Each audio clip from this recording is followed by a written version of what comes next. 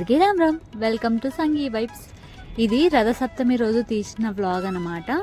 రథసప్తమి రోజు నేను ఏం చేశాను అండ్ రథసప్తమి గురించి కొంత ఇన్ఫర్మేషన్ గ్యాదర్ చేసిన అదంతా మీతో షేర్ చేసుకోబోతున్నా. సో ఇంట్రెస్టెడ్ పీపుల్ వీడియో చివరి వరకు చూడండి అండ్ ఫస్ట్ వీడియో స్టార్ట్ చేయకముందే లైక్ అండ్ సబ్స్క్రైబ్ అయితే చేసుకోండి. ఇక్కడ నేను హెయిర్కి సాంబ్రాణి పొగ పెట్టుకుంటున్నా. అంటే ఇన్స్టెంట్ అవి ఉంటాయి కదా, వాటిని ఏమంటారు, ధూప్ స్టిక్. ఎందుకంటే నేను హాస్టల్లో ఉంటాను కదా, నా దగ్గర సాంబ్రాణి ఆ ఎక్విప్మెంట్ అవంతా చేసుకోలేను కాబట్టి సింపుల్గా ధూప్ స్టిక్ ఉంటుంది కాబట్టి అది పెట్టేసుకుంటున్నాను అనమాట. దానివల్ల చాలా హెల్త్ బెనిఫిట్స్ అయితే ఉన్నాయి. సింపుల్గా కొన్ని చెప్పాలి అంటే, హెయిర్ వెట్టుగా ఉంటే కొందరికి హెడేక్ వచ్చేస్తుంది, వెంటనే కోల్డ్ చేస్తుంది అండ్ ఇలా కొన్ని ప్రాబ్లమ్స్ ఉంటుంది కదా సైనస్ ఉన్న వాళ్ళకి కూడా. ఇలా సాంబ్రాణి పెట్టుకోవడం వల్ల మంచిగా డ్రై అవుతుంది అండ్ స్కాల్ప్ వరకు పడుతుంది, బాగుంటుంది. హెయిర్ కూడా చాలా ఫ్లోయిగా ఉంటుంది అనమాట డ్రై అయిన తర్వాత. అండ్ ఆ సాంబ్రాణికి ఉన్న ఫ్రేగ్రెన్స్ అంతా మన హెయిర్కి పడుతుంది.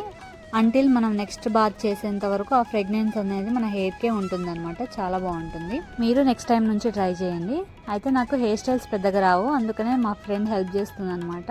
మొత్తానికైతే రెడీ అయిపోయాను. రథసప్తమి అని మా హాస్టల్ ముందు రథం ముగ్గు అయితే గీశారు. ఇంకా నేను మా ఫ్రెండ్ ఇద్దరం కలిసి టెంపుల్కి అయితే స్టార్ట్ అయిపోయాం అనమాట. ఇంకా నేను టెంపుల్కి వెళ్తున్నా అంటే చాలా ఎగ్జైటెడ్గా ఉంటాను. నాకు చాలా ఇష్టం అనమాట టెంపుల్కి వెళ్ళడం. ఎందుకంటే అక్కడ చాలా పాజిటివ్ వైబ్రేషన్స్ ఉంటాయి కదా, మైండ్ అంతా చాలా పీస్ఫుల్గా అనిపిస్తుంది. సో చాలా వరకు ప్రిఫర్ చేస్తాను టెంపుల్స్కి వెళ్ళడానికి. మేము ఖమ్మంలో గొరిల్లా పార్క్ దగ్గర ఉన్న టెంపుల్కి వెళ్ళామన్నమాట. అన్ని దేవుళ్ళు ఉంటారు, సో ఒకేసారి అందరినీ దర్శించుకోవచ్చు అనమాట. అయితే నాకు ఇంతకుముందు ఈ రథసప్తమి గురించి అసలు నాకు ఏమీ తెలియదు. ఒకరోజు షార్ట్స్ చూస్తుంటే రథసప్తమి గురించి ఒక వీడియో వచ్చిందనమాట. అప్పుడు దీని గురించి తెలుసుకున్నాను అనమాట.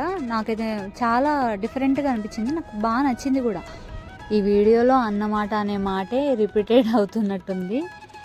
ఏమో నార్మల్గా మాట్లాడాలంటే ఎంతైనా మాట్లాడేస్తానులే, కానీ ఇట్లా రికార్డ్ చేసి మాట్లాడాలంటే ఎందుకో కాన్షియస్ అయిపోతున్నాను.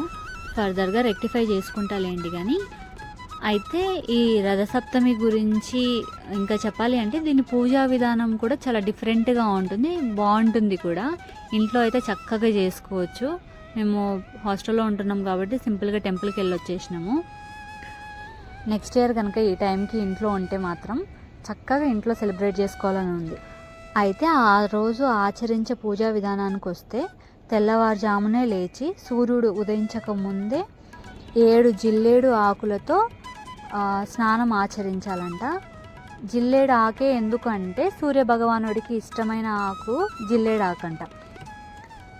ప్రసాదంగా పాయసం చేస్తారు, అది కూడా ఆవు పిడకల మీద వండుతారు. అండ్ పాయసం కలపడానికి చెరుకు ముక్కను యూజ్ చేయాలంట.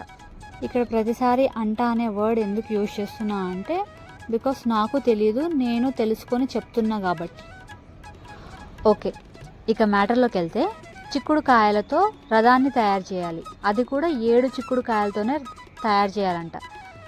7 ఎందుకు తీసుకోవాలి అంటే, సూర్య భగవానుడికి 7 అశ్వములు ఉండేవి, అంటే గుర్రాలు, 7 గుర్రాలు ఉండేవంట. దానికి సూచనగా 7 చిక్కుడుకాయలతో ఒక రథం షేప్లో వచ్చేలాగా తయారు చేసుకోవాలి. అయితే ఇంతకుముందు ప్రసాదం ఎలా ప్రిపేర్ చేయాలో చెప్పాను కదా, ఆ ప్రసాదాన్ని సన్లైట్ పడే చోట తులసి మొక్క దగ్గరలో పెట్టాలంట. అది కూడా 7 చిక్కుడు ఆకులు తీసుకొని అందులో ప్రసాదాన్ని పెట్టాలి. అండ్ మనం ప్రిపేర్ చేసుకున్న ఆ రథాన్ని పెట్టి సూర్యభగవానుడికి ప్రేయర్ చేసుకొని దాని తర్వాత ఆ ప్రసాదాన్ని మనం స్వీకరించాలి. అలా సూర్యకిరణాలు పడిన ప్రసాదాన్ని స్వీకరించడం వల్ల మనలో ఉన్న నెగిటివిటీస్ ఏమైనా ఉన్నా పోతాయి అనేది నమ్మకం అన్నమాట.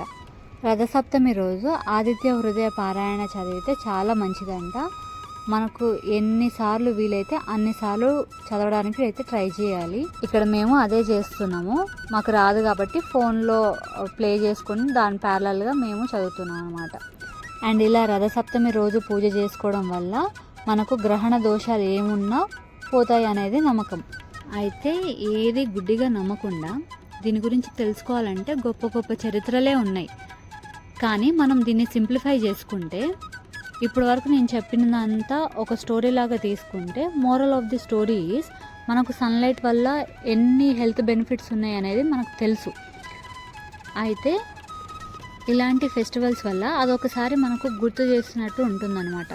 బికాస్ దీనివల్ల మనము థ్యాంక్ఫుల్గా ఉంటాం గాడ్కి. ఇంకా మాకైతే దర్శనం బాగా జరిగింది, చాలా పీస్ఫుల్గా అనిపించింది అనమాట. అక్కడ ఒక బుడ్డోడు ఉంటే వాడితో కాసేపు ఆడుకొని వచ్చాము. ఇంక ఇదన్నమాట నేను రథసప్తమి గురించి తెలుసుకున్నది. ఐ హోప్ ఈ వీడియో కొంతైనా ఇన్ఫర్మేషన్ మీకు ఇచ్చిందని అనుకుంటున్నాను. ఇఫ్ వీడియో నచ్చితే లైక్ అండ్ సబ్స్క్రైబ్ అయితే ఖచ్చితంగా చేసుకోవడం మర్చిపోవద్దు. నేను మిస్ అయిన పాయింట్స్, మీకు తెలిసిన ఇన్ఫర్మేషన్ ఇంకేమైనా ఉంటే కామెంట్ సెక్షన్లో తెలియజేయండి, అవన్నీ నేను చదువుతాను. ఇంకా తెలియని వాళ్ళకి కూడా తెలుస్తుంది కదా. Okay, this is the time to conclude the video. ఇలాంటి కంటెంట్ కోసం stay tune to Sangi Vibes. Until then bye by.